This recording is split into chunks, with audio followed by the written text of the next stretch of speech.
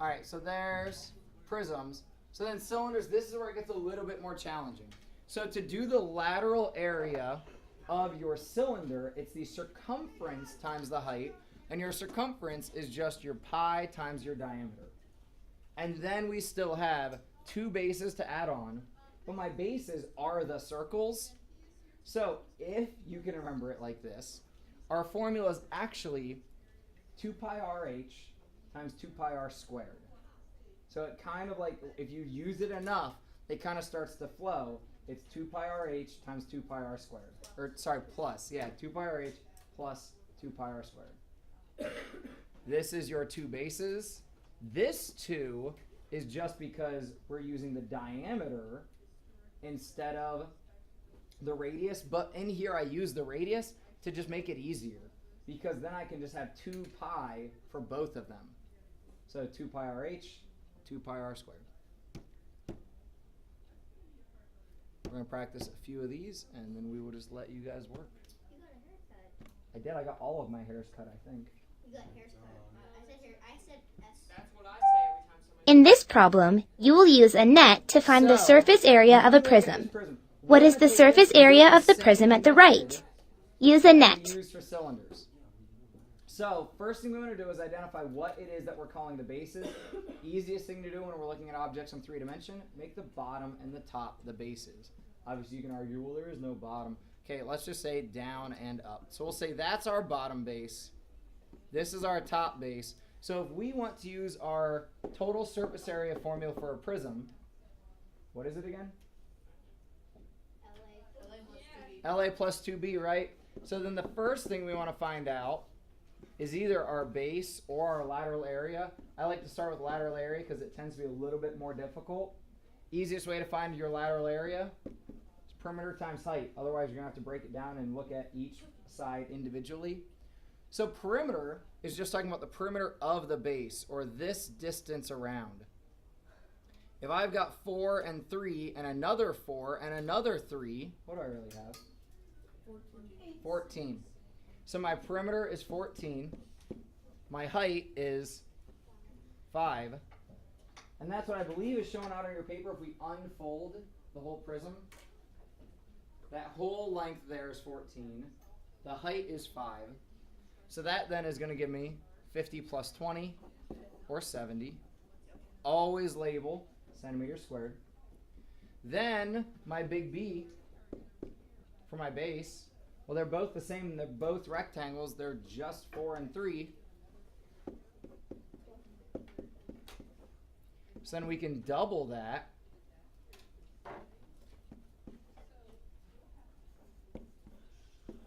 And if I add these together, then my whole surface area becomes 94 centimeters squared. Because we've already got the 2B and we've already got the LA. We've got everything we need. Biggest mistake I see is people either forget to double their base or they accidentally somehow double it twice. They'll double it once, then they'll plug it into their formula and accidentally double it again. So those are the biggest mistakes that I ever see here. Try the got it on your own. Use the perimeter method, please. I know you can break it down. You can look at each side individually, but that's less of the process that we want you to take. So here with a triangular prism, always take your base to be whatever's in the name. So your base now, bless you, we don't want to look at the bottom of it. Think about if we turn this, stood it up, my base is going to be the back side and the front side. Your base is always what's in your name. So try this on your own. Should we consider the height as 5? Well, so the height to really, well, I guess I didn't teach this to you guys. Maybe. I guess that's the dichotomy. Height is really distance between bases. So you don't want to think about it as literally being how tall it is. It's the distance between bases, which depending on how you look at it, like if I took this prism and stood it up on the triangle, then the distance between the bases is the height. But right now, it's not the vertical height. This 12 right here is the height because it's the distance between the bases.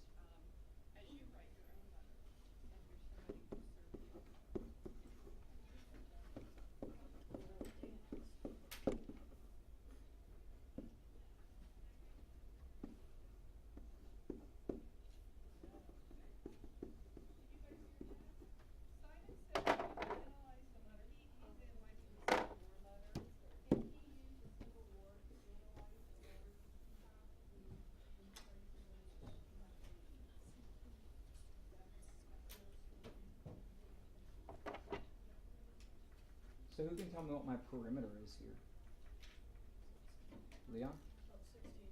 16, right? Because my perimeter is just the distance around the base. So that's 16. My height I already gave you guys. It's the 12, the distance between the bases. 16 times 12? 192.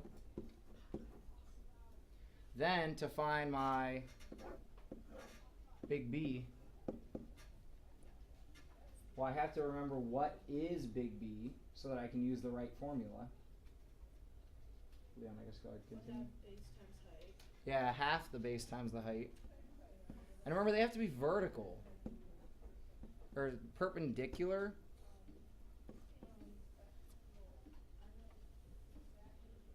Okay, so for the height of the triangle, I got 4 because if you draw because it's an isosceles triangle, so you can draw a perpendicular bisector down there. So I got 3, and then an angle of 5, so just a 3, 4, 5 triangle. Yeah.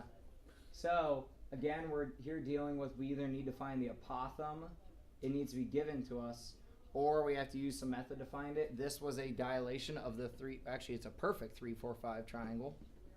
So we have half the 6 times the 4, because we figured out that my height must be 4.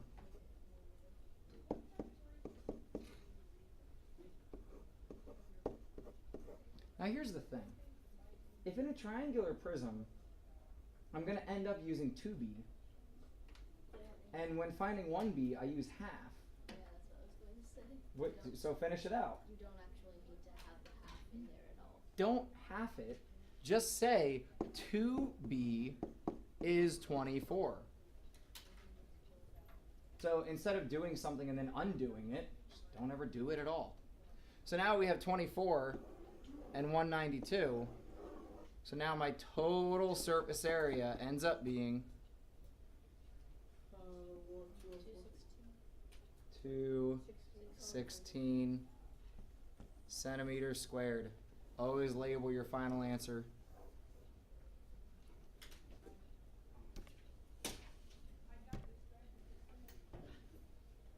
Questions? Good. I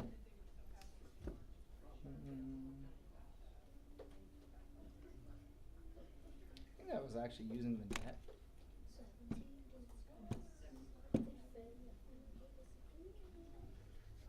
Wish I had copied the notes. I don't know where it went. It's really annoying. I think it's in a stack of paper somewhere. In this problem, you will use formula.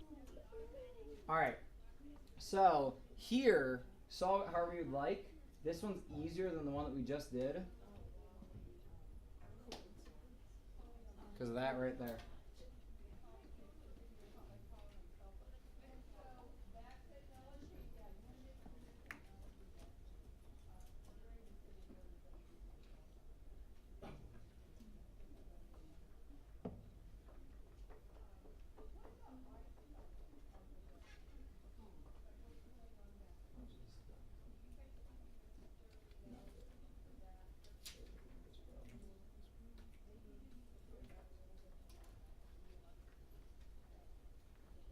Make sure that you can do the work to support what you write down.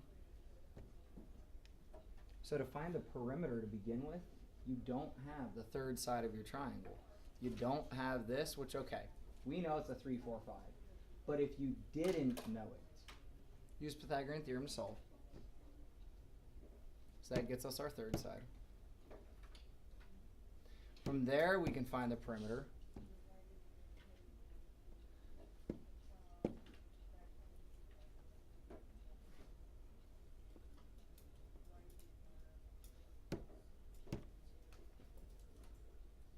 We really don't have to apply the 1/2 because my 2 times big B would just be 12. I end up with a final surface area of 84. Questions, comments, concerns about that one? Kind of went through it fast because I figured you guys kind of had it after the last one. Now what about when it's not easy? Like rectangles or squares or any of that stuff. What about when it's a hexagon? Huh? Oh, I'm sorry. I don't think they hate you.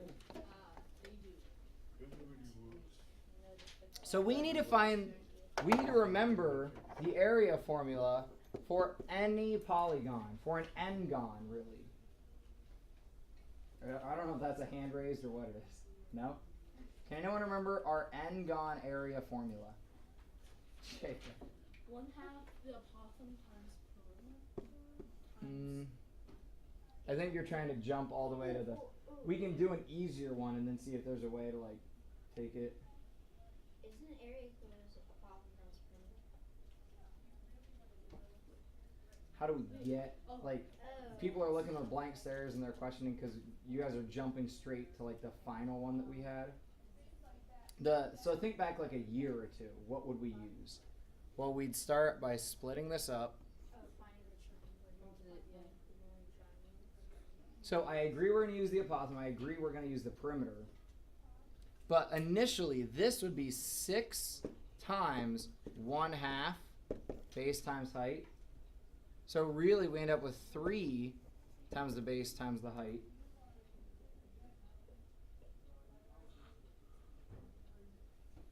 But this base, 6 times, that is your perimeter. So we could also rewrite this as 1/2 the perimeter times the apothem. That's what we want to use. 1/2 the perimeter of your n-gon times the apothem.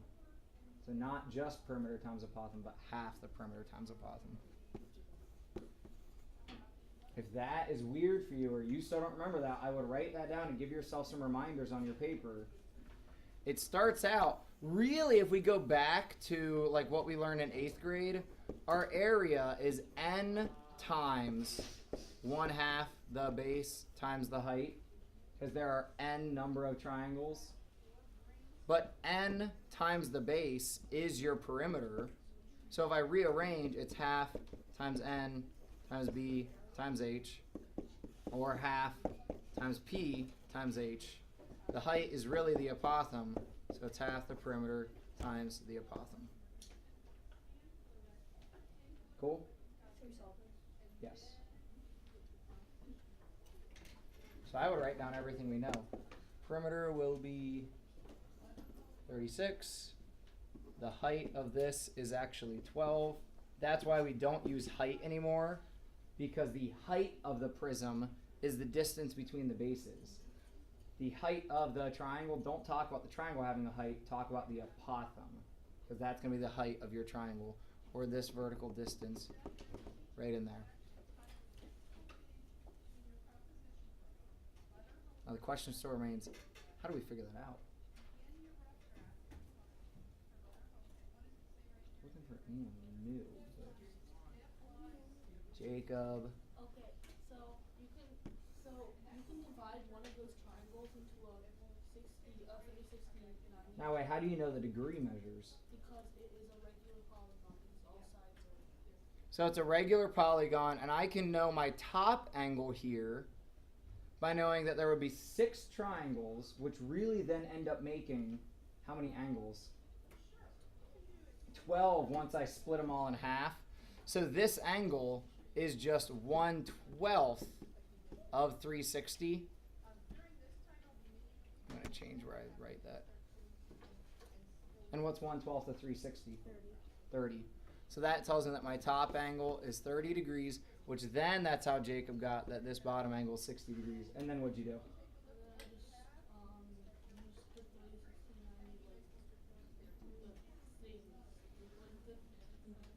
trig? Ratios between the two, like the ratios between the two. Ah, so you didn't even have to use trig. You just said in a 30, 60, 90. What do you know about a 30, 60, 90? Well, My, the long, yeah, leg comparisons. What about it? the long leg is 1/2 times radical 3.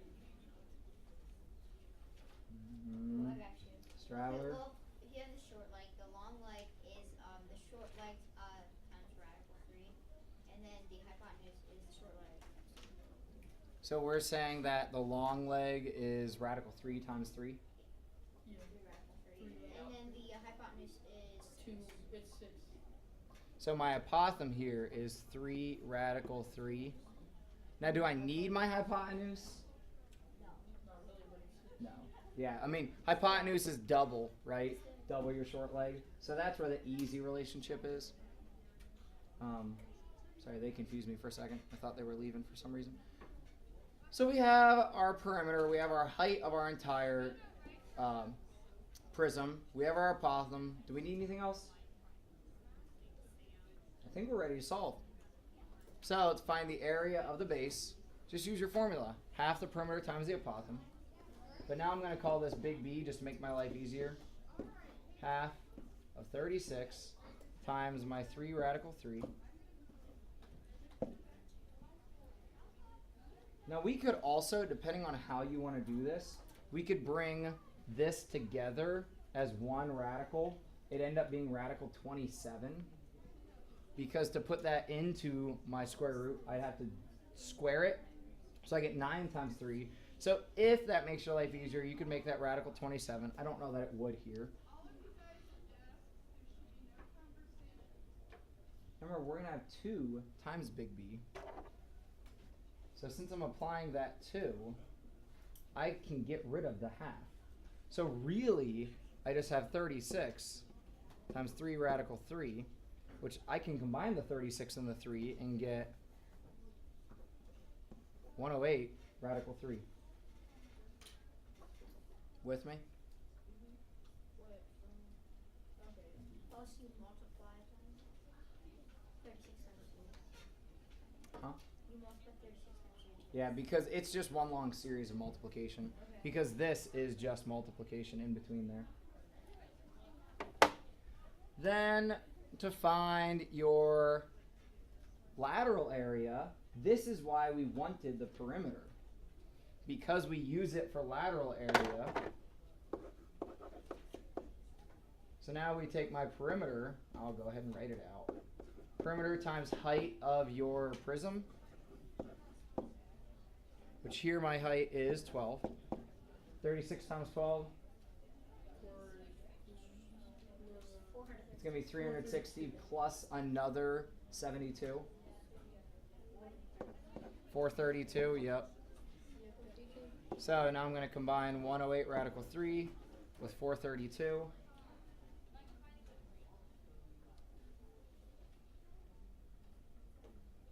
Truly, we could say my whole surface area is 432 plus 108 times radical 3. Or what do they say? 619. I bet you they evaluate that radical 3.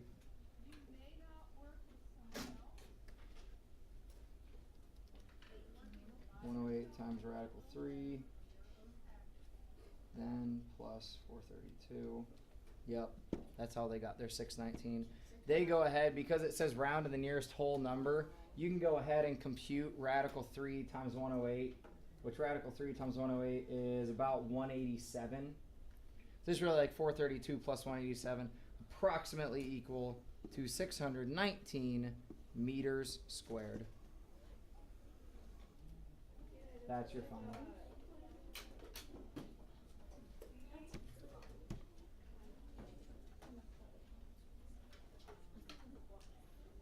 Cool.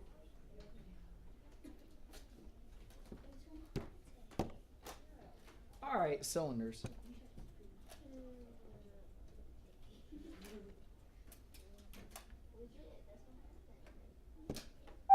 In this problem, you will find So especially when it tells us to leave things in terms of pi, don't make your life harder. Leave it in terms of pi. Pay attention to the directions. So, think about each part individually. We've been given that the radius is 4.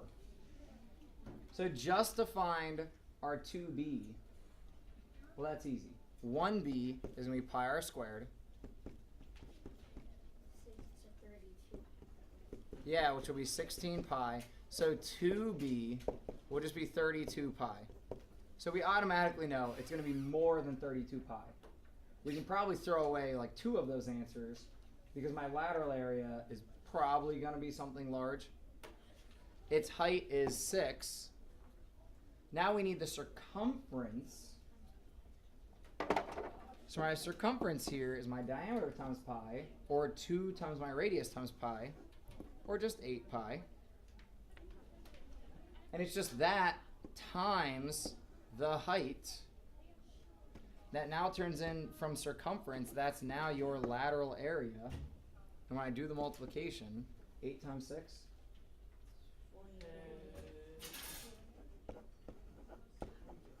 So now I have 32 pi plus 48 pi. Oh my god.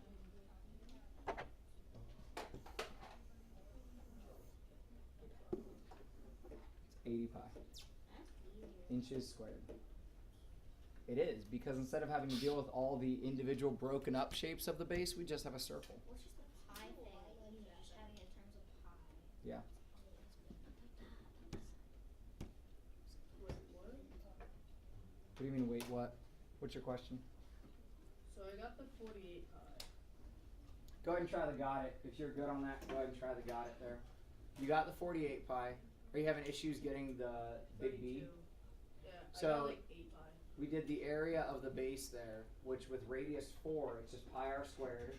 So one of the bases was 16 pi. Are you good with that?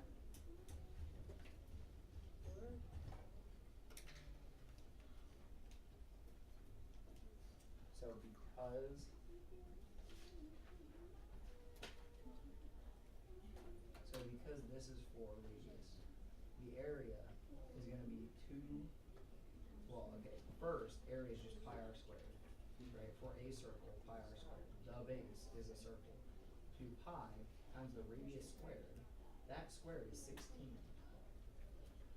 You with me? So we get 16 pi for one of the circles. But we have 2 of them, so instead of using 16 pi, we double it for both of them and get 32 pi.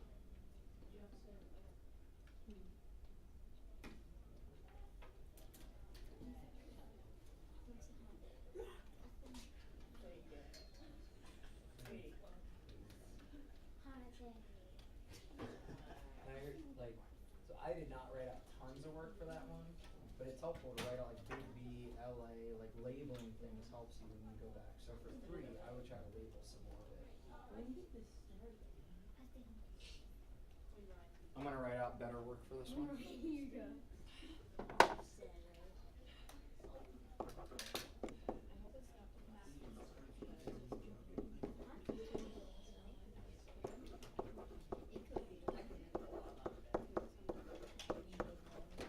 I'm gonna cry if it's lost schizo.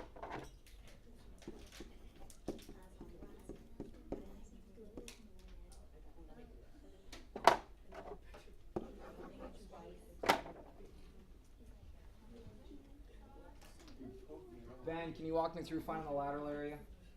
Yeah.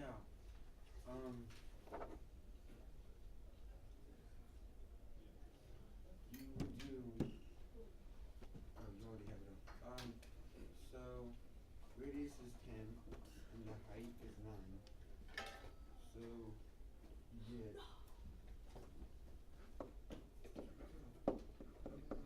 Actually, easiest to put your pi last. So Yeah. even though we say it 2 pi rh, when you're doing the multiplication, easiest to put your pi last. It's like dessert. Save your pie for the end. I don't like I like the So, Ben, what was my radius? 10 and your I'm going to use both of them. Yep. So if I want to do this in order just to appease some of you that get real 2 times 10 times 9. 180. Then come over for my big B. I'm gonna have to double this. So I have pi times my radius squared. My radius is 10. So this is really 100 pi. But that means that that's B. So 2B is 200 pi. I combine that and my lateral area. That's a big cylinder. And I have my surface area to equal 380 pi. Not right till it's labeled. Centimeters squared.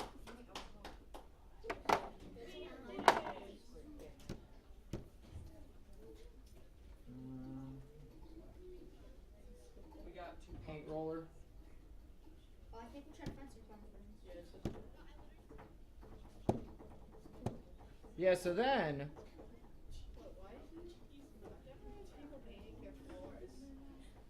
actually, like in garages and places like that, sometimes you paint your floor because it protects the concrete. It'll seal the concrete, keep it for longer.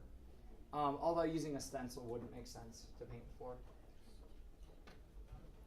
So you should figure out how much of an area just the roller covers. So you're thinking about the realisticness of this situation. So you're not finding total surface area. Not mute, I wanted freeze. Because if I printed your homework, that would be a good thing. Probably just Wait, maybe. is the radius 2.5 inches? Yeah, that's diameter. Diameter? Wait, but don't you lose a little bit to the fact that like there's stencils? Leon, this is a perfect Ignore stencil. it. Leon, this problem is perfect. I'm sorry, bud. Picture may not be, but the problem is fine. Hey, so just to put it out there, because I'm going to send your homework to the printer because I didn't get a chance to get to the copy center. From now on, when you turn in your homework, every homework needs to have the unit number on it, and they need to be in order. Because I'm tired of wasting my time re-stapling your guys' stuff in order. I'm tired of you guys not even caring enough to write the unit number on it. When we're wasting time every chapter saying, wait, what's this homework? What's the order? Wait, what? You know that today's 9-1, right? So your homework is 9-1. So when you get your homework and you write your name on it, just write 9-1 on it. It's not that difficult. It's a pretty basic organizational procedure. When you get up to high school, no one's going to hold your hand and help you keep things organized. If you lose it, they say tough luck. Unless you get a nice teacher. Hopefully, you'll have nicer teachers because you're in Worthington.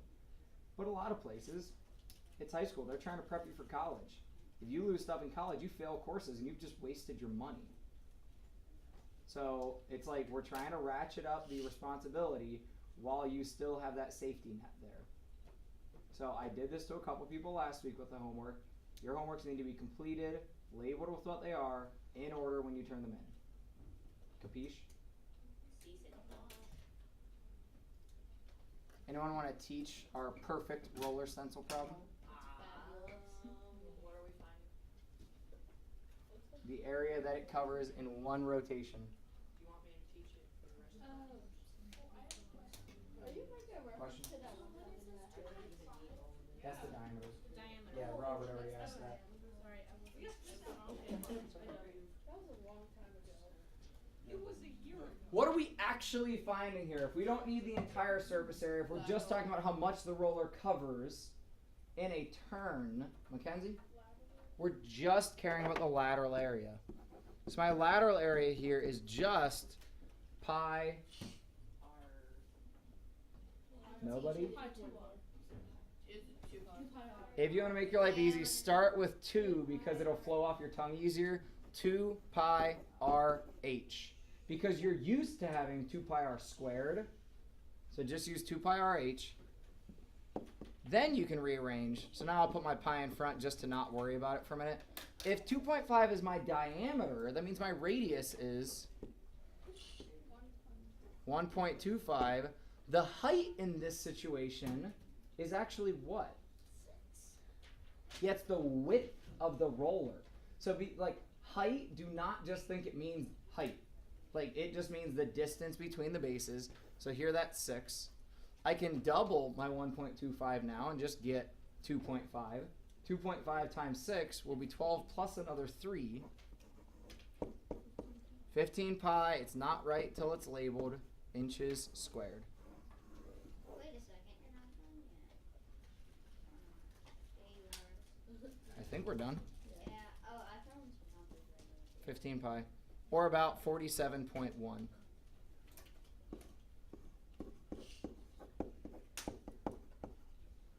Questions? Is this all making sense? Is it coming back from like, I don't know how much of it we did in Math 8 or Math 1 actually. I don't think we did a lot of it, but Math 8 we did a lot of surface area volume stuff. Yeah.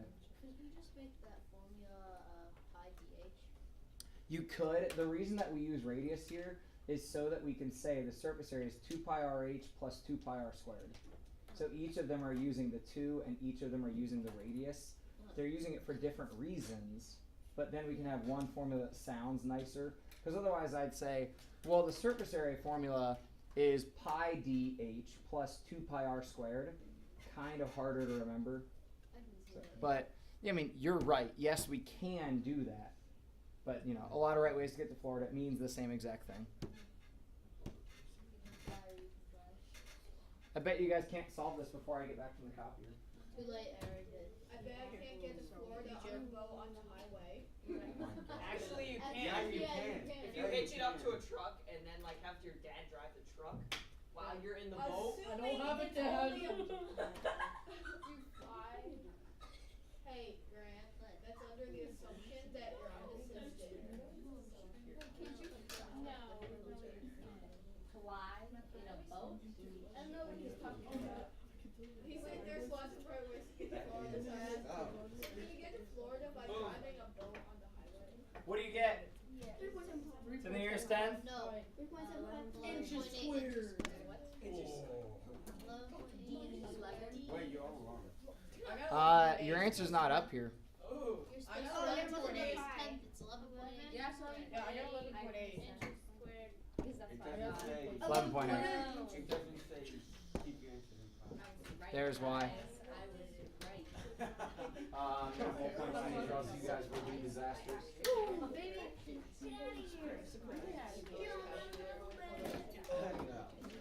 No. So I'm going to say this before I hand it to you.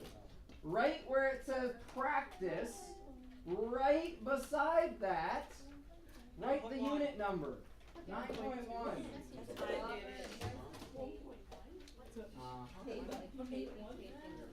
What? 1.9, right? So that's Yes. Yes. The math teacher wants you to be dyslexic and write things backwards. Dude, I'm already dyslexic.